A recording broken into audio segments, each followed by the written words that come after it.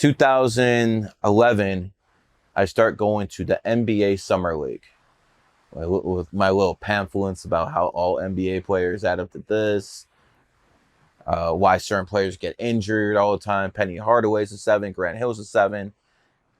Pass this stuff on. Most of these guys think I'm fucking nuts. You know, they're like, how'd you get in here? You know, shit like that.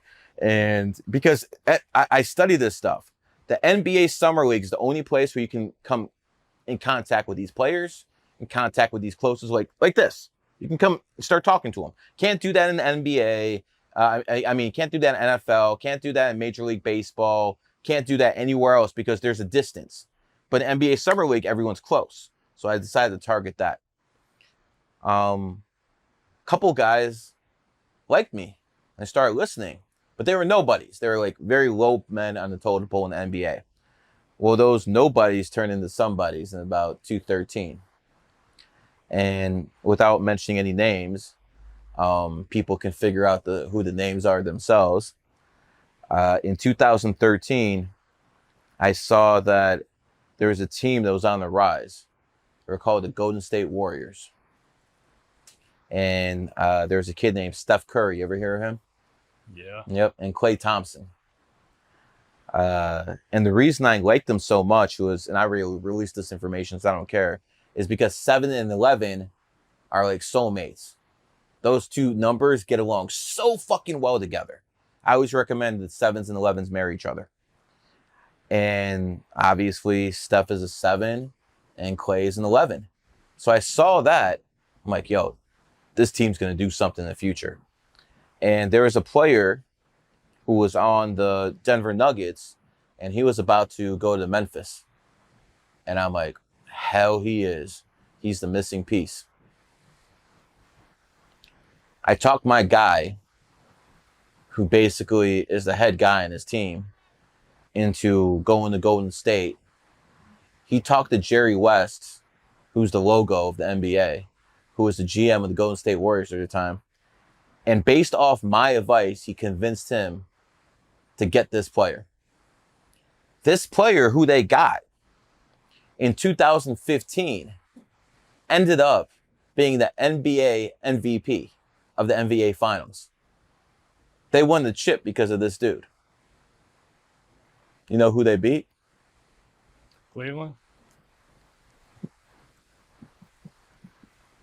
They beat the Cleveland Cavaliers. So the numerologist who was fired in 2010 from his radio job by the billionaire got his revenge 5 years later, where he stripped the fucking Cleveland Cavaliers of the NBA title, because if that guy, fuck it, I'll say it, Andre Iguodala, doesn't sign with the Golden State Warriors in 2013, if he does, he's not the NBA MVP in 2015, and that dynasty never happens.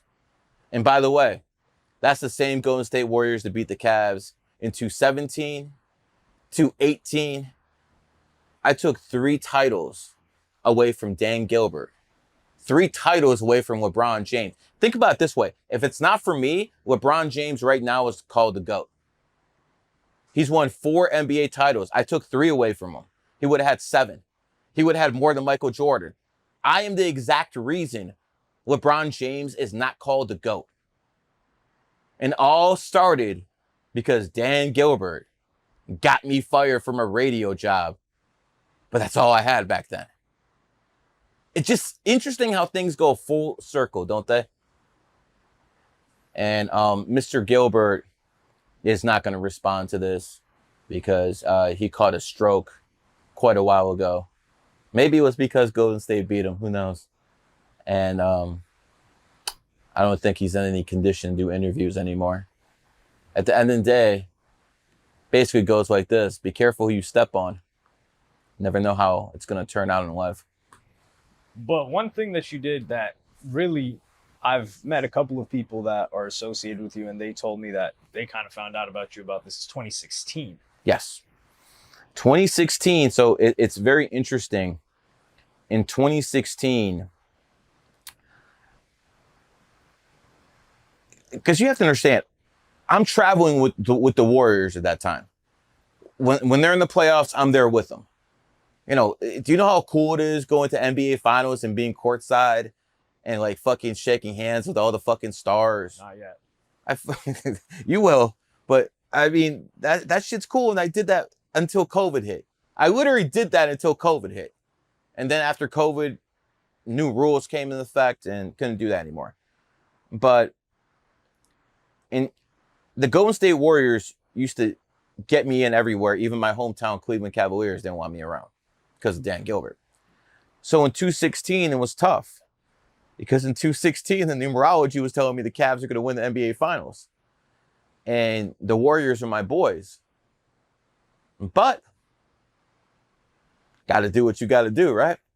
So I went on the Cleveland radio station, channel 19, and people can look this up, Gary Numbers Guy Cavs, on YouTube.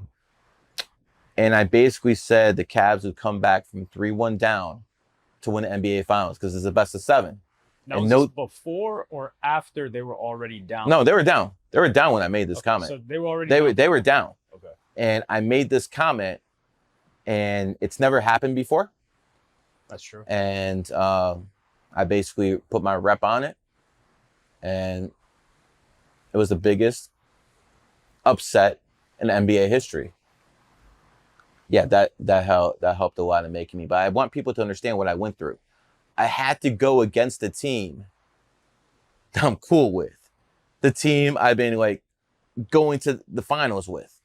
I had to go against them for a team of the owner I hated. Still made the right call because that's what I saw in the numbers.